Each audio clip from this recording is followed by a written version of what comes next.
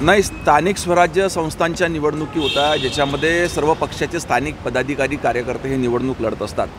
अशा वेळेस वरिष्ठांसमोर देखील पेच होता की कुठली जागा कुठल्या पक्षाकरता सोडायची। अखेर तीनही पक्षाचे वरिष्ठ नेते एकत्र बसले आणि त्यांनी सांगितलं की स्थानिक पातळीवर जो निर्णय घेण्यात येईल, स्थानिक पातळीवरच्या पदाधिकाऱ्यांना कार्यकर्त्यांना त्या ठिकाणी सूचना होत्या की आपल्या आपल्या सोयीनुसार त्या ठिकाणी महायुती करावी की स्वतंत्र लढावं, त्याप्रमाणे निर्णय घेण्यात आले आणि बहुतेक ठिकाणी भारतीय जनता पार्टी ही मजबूत असल्यामुळे स्वबळावर लढण्याचा निर्णय त्या ठिकाणी घेण्यात आला। भाऊ, अनेक ठिकाणी उमेदवारांची पळवापळव झाल्याचं देखील पाहायला मिळतं। तुमचे उमेदवार पळवण्यात आले, तुमच्याकडून काही उमेदवार पळवण्यात नाही, असं क्वचितच काही ठिकाणी त्या ठिकाणी घडलेलं आहे, परंतु अनेक पदाधिकारी कार्यकर्ते हे त्या विचारधारेशी जुळलेले असतात। निश्चितपणे एक दोन जर का ठिकाणं सोडले तर मॅक्झिमम ठिकाणी हे त्या ठिकाणी पक्षाचेच कार्यकर्ते आपल्या पक्षावरतीच लढत आहेत। कुठंतरी शिक्षण विभागामध्ये शालार्थ आयडी घोटाळा अनेक दिवसांपासून गाजत होता, त्यामुळे अनेक शिक्षकांचे वेतन रखडले। काल रात्री त्यांनी शिक्षण उपसंचालक कार्यालयामध्ये ठिय्या दिला। खरं तर आमचा काही दोष नसताना आमचे वेतन रखडले असे त्यांचं म्हणणं आहे। लवकरात लवकर तोडगा काढावा, 8 महिने झाले।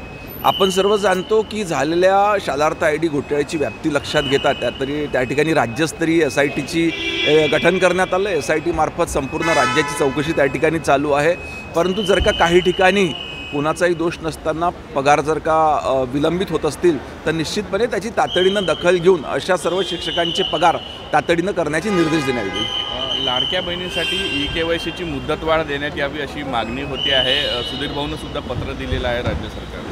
स्वाभाविकच लाडकी बहीण योजनामध्ये मोठ्या प्रमाणावर आमच्या राज्यातल्या लाडक्या बहिणींनी त्या ठिकाणी सहभाग नोंदविला, नोंदणी झालेली आहे। आता EKYC करताना तो कालावधी जर का कमी पडत असेल तर निश्चितपणे याच्यावर सकारात्मक विचार त्या ठिकाणी करण्यात येईल। हो, मेळघाटमध्ये कुपोषणानं 65 मुलांचा मृत्यू झालेला। हायकोर्टानं देखील सरकारला फटकारलेला, मात्र जिल्हा परिषद अवघ्या 42 लोकांचा मृत्यू झाल्याचं सांगत आहे। गंभीर बाब आहे, सरकार म्हणून तुम्ही याची दखल घेणार? नाही, निश्चित ह्या संदर्भात ज्या काही तक्रारी प्राप्त झाल्या असतील त्याची चौकशी करून योग्य ती कारवाई करण्यात येईल। वो हिंदी में बताइए, राज्य सरकार के ग्राम पंचायत के चुनाव हुए हैं, किसका महायुति साथ में लड़ रही है कि कैसा है, अलग अलग लड़ रही है?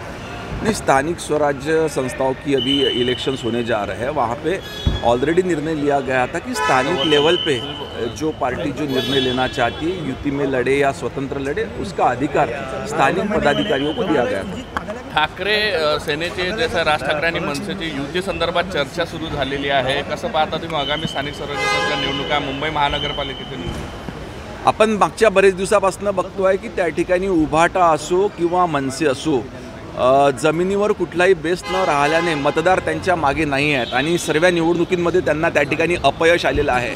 किमान एकत्र लढल्यावर तरी काही आपले उमेदवार निवडून येतील का याची चाचपणी दोन्ही बंधूंच्या माध्यमातून त्या ठिकाणी चालू आहे।